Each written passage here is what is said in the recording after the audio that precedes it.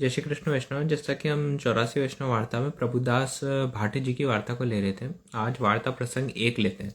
सो प्रभुदास सदा एक रस प्रीति सो सेवा करते, रात्रि में वैष्णव को संग करे, द्रव्य घर में बहुत हतो सो भगवत सेवा गुरु सेवा संग करें। द्रव्य घर में सो भगवत सेवा गुरु सेवा वैष्णव सेवा में लगाए और लौकिक वैदिक सब छोड़ दिए। ऐसा करे वैष्णव सराहे और ज्ञाति को निंदा करे, परंतु वे काहू की न सुनते। ऐसे करत वृद्ध भये, पाछे शरीर की असावधानता भई, सावधानता छूटे। तब सगरे ज्ञाति में मिली के प्रथोदक तीरथ में आए। क्या होता है, जो प्रभुदास जी होते हैं, क्योंकि धन से संपन्न वैसे होते हैं, तो ये ठाकुर जी की सेवा, गुरु की सेवा और वैष्णव की सेवा जो भी इनसे अच्छी से अच्छी, उत्तम से उत्तम बन सकती है, वो करते थे। धीरे धीरे इनकी वृद्धावस्था आती है और देह जो है थोड़ी थोड़ी अशक्य होने लगती है। इनके जो कुछ रिश्तेदार होते हैं और परिजन होते हैं, ये इनको प्रथोदक तीर्थ नाम के तीर्थ पे भेज देते हैं। तब वहाँ सावधानता भई, आंखें खोली देखे तो प्रथोदक तीर्थ है।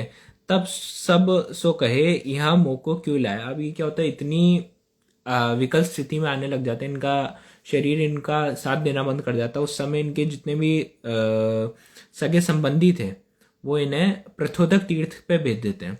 और जब ये प्रथोदक तीर्थ पे पहुंचते हैं तो इनका शरीर जो है वो वापस सुचारू होने लग जाता है। और ये अपने रिश्तेदारों से पूछते हैं कि मेरे को इस तीर्थ पे लाके क्यों छोड़ दिया। तब सब सो कहे, यहाँ क्यों मोको लिया है। तब सगरे ज्ञाति के कहे, जो प्रथोदक तीर्थ है तुम विकल भये तब लाए। तब प्रभुदास कहे, यह प्रथोदक कहाँ मोको कृतार्थ करेगो।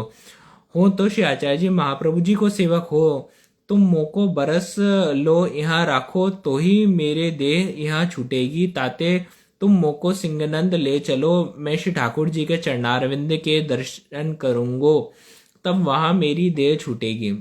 यह प्रभुदास ने कही। अब क्या होता है, ये अपने परिजनों से पूछते हैं कि मुझे इस द्वीप पे क्यों लेके आए। उन्होंने बोला कि तुम्हारी देह अशक्य होने लगी थी, एक किसी तीर्थ में लेके जाएंगे तुम्हें, तो तुम उत्तम से उत्तम गति प्राप्त करोगे। तब प्रभुदास जी बोलते हैं कि मेरे को आचार्य चरण का सेवक होने के बावजूद किसी तीर्थ का साधन लेने की क्या जरूरत है। मुझे मात्र और मात्र मेरे ठाकुर जी के चरणारविंद चाहिए, उसके अलावा मुझे कुछ नहीं चाहिए। परंतु ज्ञाति के सगरे संबंधी माने नहीं, प्रभुदास को 5-7 प्रथोदक में राखे। तब प्रभुदास आछे भये चलन फिरन लागे, संबंधी हारी के प्रभुदास को घर लाए। अब क्या होता है, इनके जो सगे संबंधी होते हैं मानते नहीं है, वो सोचते हैं कि प्रथोदक दीप में रखते हैं तो कुछ दिनों में इनकी देह जो है वो शांत हो जाएगी। पर 4-5 दिन में तो वो इतने सक्षम होने लग जाते हैं कि हाथ पांव सब अच्छी तरीके से उनके चलने लग जाते हैं। और तब उनके परिजनों को भी लगता है कि शायद इनको अपने भगवत स्वरूप के पास ही लेके जाना पड़ेगा, जो इन्हें आचार्य चरण ने पधरा है। तब प्रभुदास आछे भये चलन फिरन लागे, संबंध हारी के प्रभुदास को घर लाए। तब प्रभुदास नहाय के विनती किए, महाराज श्री आचार्य जी ने तुमको मेरे माथे पधराए, सो ये बावरे लोग तुम्हारे चरणारविंद को आश्रय छुड़ाए के प्रथोदक को आश्रय कराए। सो आपो ऐसो क्यों करो, जो मेरी देह यहाँ छूटे। या प्रकाश ठाकुर जी सो विनती करे, सिंगनंद में एक वैष्णव के माथे पधराई, दंडोत करी मंदिर के बाहर आई, सगरे वैष्णवों को भगवत स्मरण करी, देह छोड़ी। अब क्या होता है, ये अपने परिजनों को कहते हैं कि मुझे अपने ठाकुर जी के पास ले जाओ। और इनके परिजनों को भी लगता है, जब ये 4-5 दिन में इतनी शक्य अवस्था में आ गए तो इनको इनके ठाकुर जी के पास ही लेके जाते हैं।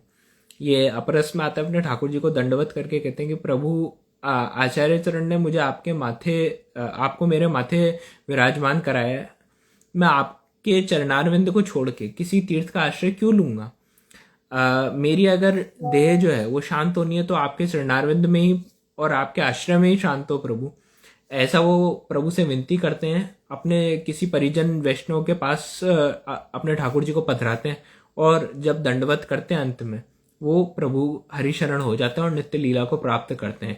या प्रकाश ठाकुर जी से विनती करी, सिंगनंद में एक वैष्णव के माथे पधराई, दंडोत करी मंदिर के बाहर आई, सगरे वैष्णव सो भगवत स्मरण दे छोड़ी।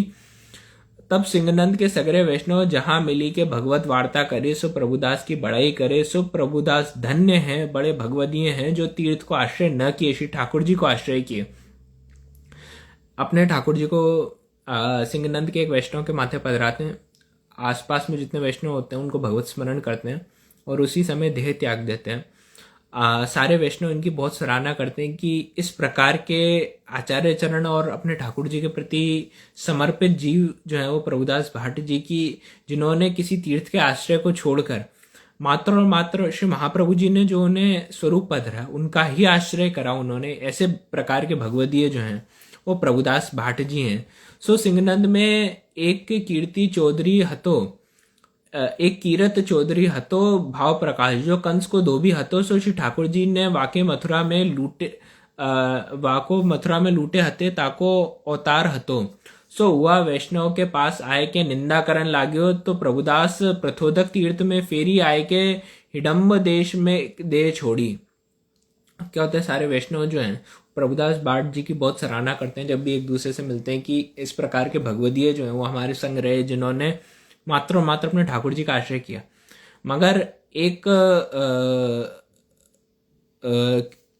एक धोबी होता है, एक धोबी नहीं, एक चौधरी होता है उस गांव में, वो उनके बारे में गलत अफवाहें फैलाता है कि ये इन्होंने अपनी ठाकुर जी के चरणारविंद में कोई गति नहीं प्राप्त करी है, ये किसी दूसरी जगह पे हिडम्ब देश में जाके दूसरे जन्म में इन्होंने देह को छोड़ा है।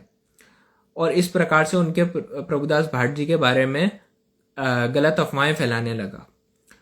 तब वो गांव में चौधरी जानी, क्योंकि पुनर्जन्म में भाव प्रकाश में राय जी कहते हैं ये कंस का धोबी था जिसके यहाँ पे प्रभु ने जिसको लूटा था उस समय। तब गांव के चौधरी जानी वैष्णव चुप है रहे, या प्रकार 2-4 दिन निंदा करी। अब इस गांव के चौधरी ने हर जगह जो प्रभुदास भाट जी थे उनके बारे में निंदा करता है उनकी, कि इनकी कोई ऐसी भगवत गति नहीं हुई, और तीर्थ में जाने के बावजूद भी इन्होंने वहां पे अपनी देह नहीं छोड़ी। इस प्रकार से ये चौधरी जो है वो उनकी निंदा करता है। अब चौधरी का बड़ा ओहदा देखकर उस समय कोई वैष्णव उन्हें कुछ नहीं कहते हैं उस चौधरी को। सो एक दिन रात्रि में सोए हते, सो 4 जने आए के मुगदर ले कीरत चौधरी की खाटते ओधे पटकी दियो मारन लागे। तब कीरत चौधरी ने कही जो तुम मोको क्यों मारत हो, तुम्हारो क्या बिगाड़ियो है। तब वे चारों विष्णुदूत हते सो कहे जो प्रभुदास की निंदा क्यों करत है, ताते आजू तेरो हाड़ चूर करेंगे मारी के। अब क्या होता है, एक दिन ये सो रहा होता है और चार विष्णु दूत आकर इसे खाट से पटकते हैं और इसे बुरी तरीके से मारने लगते हैं। तब ये पूछते हैं कि मुझे मार क्यों रहे हो तुम सब। तो वो कहते हैं कि प्रभुदास भाट के बारे में तुम गलत बातें क्यों फैला रहे हो, प्रभुदास भाट जैसे भगवदीय जो इतने शरणागत जीव थे उनके बारे में तुम गलत बातें क्यों फैला रहे हो। तब वह कीर्ति चौधरी हा खाए के नाक घसी के कही जो मैं प्रभुदास की निंदा न करूंगा, बड़ा ही करूंगा। तो वो माफी मांग के कहता है सभी विष्णु दूतों से कि मुझे माफ कर दो, कि अगली बार से मैं कभी भी प्रभुदास जी के बारे में कुछ भी गलत चीज नहीं करूंगा। तुम मोको मती मारो। तब विष्णुदूत कहे आजू छोड़त है, परंतु अब कबहू निंदा करेगो तो को न छोड़ेंगे। तब यह विष्णुदूत गए। तब दूसरे दिन वैष्णव मिली के प्रभुदास को बड़ाई करत हते, तहां कीरत चौधरी आयो। तब सगरे वैष्णव चुप है रहे। तब कीरत चौधरी ने कही वैष्णव तुम कहे सो साज प्रभुदास बड़े भगवदीय हैं। अब कीरत चौधरी जो है इसको इतनी गंदी तरीके से सारे विष्णु दूत जो हैं मारते कि दूसरे दिन जब भगवदीय वैष्णव जन प्रभुदास भाट जी की बड़ाई कर रहे होते हैं, तब अचानक से जैसे ही इसको देखते हैं सबके सब चुप हो जाता है। उनको लगता है ये कुछ वापस प्रभुदास भाट जी के बारे में बुराई करेगा, मगर वो आके प्रभुदास भाट जी की कीर्ति गाने लग जाते हैं। सारे वैष्णव भी सोचने लगता है अचानक से उसका हृदय परिवर्तन ऐसा क्यों हो गया। तब ये सारा वृतांत जो इसके साथ रात को होता है कि विष्णुदूत आके इन्हें मारते हैं वगैरह, ये पूरा वृतांत बताते। यह प्रकार बड़ाई बहुत करी। तब वैष्णव चकित होए रहे और पूछे जो तुम पहले निंदा करत हते सो आजू बहुत बड़ाई करत हो, ताको कारण कहा। तब कीरत चौधरी ने अपनी पीठी दिखाई और कहे जो 4 जने मोको रात्रि को बहुत मारे, कहे जो तुम प्रभुदास की निंदा क्यों करत है ताते वह बड़े भगवदीय हते, तुम सुखेन इनकी बड़ाई करो। तब सगरे वैष्णव प्रसन्न होए बड़ाई करन लागे, सो प्रभुदास ऐसे भगवदीय हते। भाव प्रकाश। यह प्रभुदास की वार्ता में यह सिद्धांत भय जो पुष्टि मार्ग के वैष्णव को वो तीर्थ को आश्रय न करनो से आचार्य जी को आश्रय रखनो और भगवदीय की निंदा करें सो याहू लोग को दुख पावे मरे तब नरक में जाए काहिते भगवान को भगवदीय प्रिय हैं आपन अपराध सहे परंतु भगवदीय को अपराध नहीं सही सके। इस प्रकार के महाप्रभु जी के सेवक प्रभुदास भाट जी की जिनकी बारे में किसी प्रकार का दूषण जब इनने फैलाया तब स्वयं विष्णुदूत उस चौधरी को आके पीटने लगे।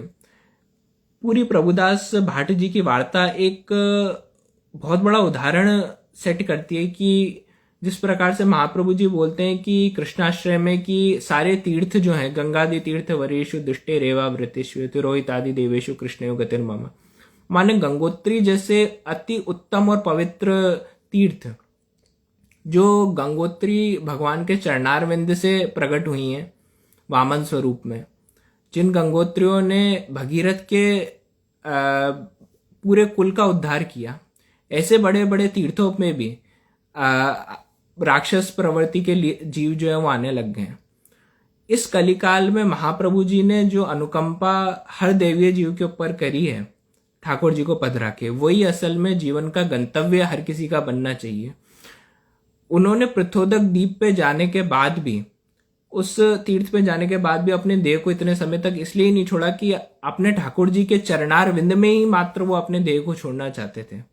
इसी प्रकार से हमारी पूर्ण श्रद्धा मात्र आचार्य चरण की वाणी और हमारे को जो उन्होंने कृपा करके सेव्य स्वरूप पधराए हैं मात्र उनके ही अंदर होनी चाहिए। इस प्रकार का और ऐसे जीवों के रक्षण के लिए बड़ी बड़ी महाविभूतियां आ जाती हैं। जिस प्रकार से हमने देखा था कि